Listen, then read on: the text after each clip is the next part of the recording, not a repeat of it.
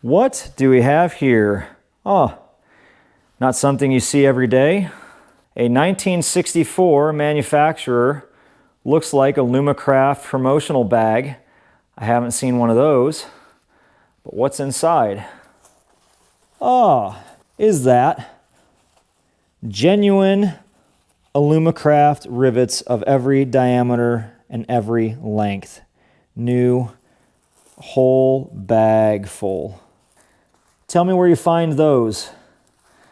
Maybe I'll have to add that to the, not something you see every day. Definitely something super handy for a boat like that one.